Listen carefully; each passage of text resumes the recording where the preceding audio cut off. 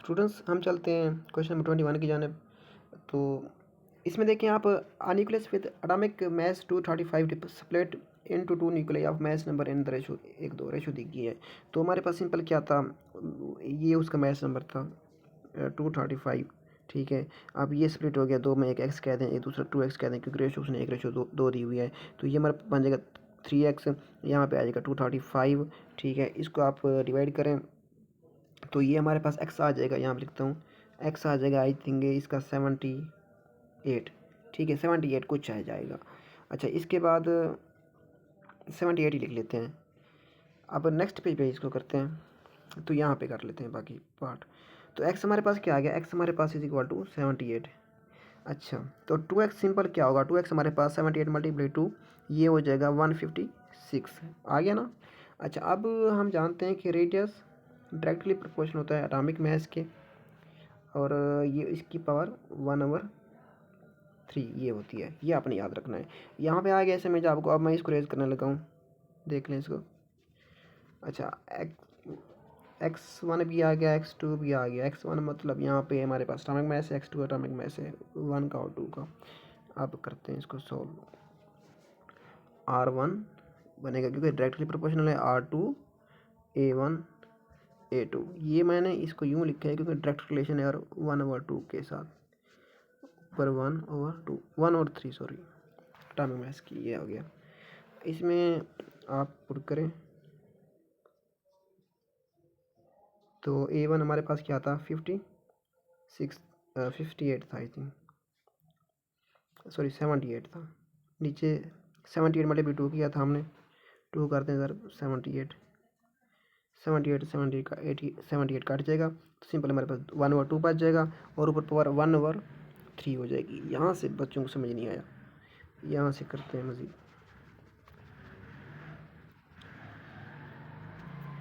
अच्छा, अब मैं सिर्फ एटॉमिक मास बराबर के इक्वल के बाद ही सॉल्व करूँगा, इक्वल के बाद वाला सॉल्व करूँगा, पहले वाला सॉल्व नहीं करूँगा।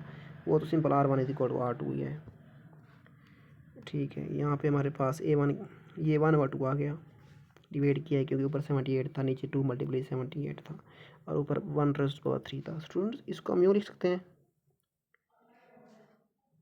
हैं ना, बताएं। हाँ लिख सकते हैं बिल्कुल, क्यूब अंडर रूट 2। अब इसको सॉल्व करें, अगर इसको सॉल्व करें क्यूब अंडर रूट 1 क्या आएगा, 1 आएगा। अच्छा, क्यूब अंडर रूट 3 इसको सॉल्व करें, ये आ जाएगा 1.26। इसको कैलकुलेटर से आप सॉल्व करके देख लें, 1.26। तो शहजाद यहाँ पे बेटा आप देखें, आपने कहा था आई थिंक 8:01 आपने कहा था, नहीं इसका बिल्कुल बीटा ही बनेगा, बिल्कुल बीटा ही बनेगा, क्योंकि ऊपर हो गया 1 नीचे अगर हम under root cube under root 2 लें तो ये हमारे पास 1.62 बनता है। 1.62 उसको हम क्या लिख सकते हैं, ऑलमोस्ट सॉरी 1.26 बनता है, 1.26 1.26, तो उसको हम यूँ भी लिख सकते हैं 1.3। तो ये इसका जवाब है। ये उम्मीद है आपको समझ आ गया होगा। नेक्स्ट हम चलते हैं कि द चार्ज आना गैमा रेज। तो ये अच्छा मैंने करेक्ट किया था, यहाँ पे करेक्ट नहीं किया हुआ। गैमा रेज पे कोई चार्ज नहीं होता, बल्कि यहाँ पे करेक्ट है पड़ा, चार्ली देखें चार्ज लेस होता है। Electromagnetic waves. Next question number 23। X-rays also known as fast moving invisible photons. Charlie. 24. The number of atoms decaying in a particle period is dash to the number of atoms present in the beginning of the period. तो ये हमारे पास number of atoms वही formula है ना, n is equal to n0 over 2⁻n, और ये n is equal to n0 ये होगा लैम्डा, ठीक ये वाला। बस आप समझते जाएं इसको, बाकी थोड़ा सा इग्नोर करें रेटिंग को। तो directly proportional. 25 a radioactive element emits 200 particles per second. After 3 hours 25 particles are emitted, the half life period. तो हाफ लाइफ पूछा गया, सिंपल इसका ये फॉर्मूला है, half life is equal to total time, total, ठीक है, मैं सिर्फ टाइम लिख देता हूँ, नीचे नंबर ऑफ हाफ लाइफ। ये सिंपल बड़ा टी ना देखें इसको, ये समझें ये हाफ लाइफ है। अब ये हमसे पूछेगी है टोटल टाइम हमारे पास कितना है, टोटल टाइम हमारे पास है 3 आवर्स। 3 आवर्स हमारे पास बनते हैं 180 मिनट्स, ठीक है, यहाँ पे 180 लिख दिया। अब हमारे पास क्या नहीं है स्टूडेंट्स, हमारे पास नंबर ऑफ़ हाफ लाइफ्स मौजूद नहीं है। नंबर ऑफ़ हाफ लाइफ्स कैसे काउंट करते हैं बताएं, 200 पार्टिकल थे। अब यहाँ पे सिंपल सा तरीका है, 200 पार्टिकल से कितना हुए, 100 हुए, 100 से 50 हुए, 50 से 25 हुए। अब यहाँ तक जाने में कितना बनते हैं, देखिए ये हो गया 1, ये हो गया 2, ये हो गया 3, 3 half lifes. Simple 3 half lifes हैं, तो इसको नीचे 3 से डिवाइड कर दें। जब इसको 3 से डिवाइड कर देंगे तो ये हमारे पास 60 आ जाएगा, तो इसका 4 लिख। Question number 27, the hydrogen atom can not produce. अच्छा, hydrogen atom can not produce, ये भी आप कह रहे थे कि इसका भी की में गलत दिया गया है। तो आप कह रहे थे एक्सरेज बनता है। देखिए एक्सरेज पैदा होती हैं, ये एक्सरेज में आपको बता दूं, जब हाइड्रोजन एटम में ट्रांजिशन होती है, एक्साइटेड जो एक ही इलेक्ट्रॉन होता है उसकी डीएक्साइटेशन होती है, तो वो लेमन सीरीज़ में एक्सरेज में, तो वहाँ पे एक्सरेज की प्रोटेक्शन होती है।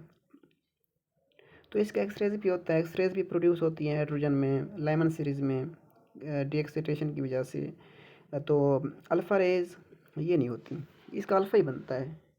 अब बताएं अल्फ़ा क्यों बनता है, अल्फ़ा बताएं कहाँ से है, अल्फ़ा पहले देख लें।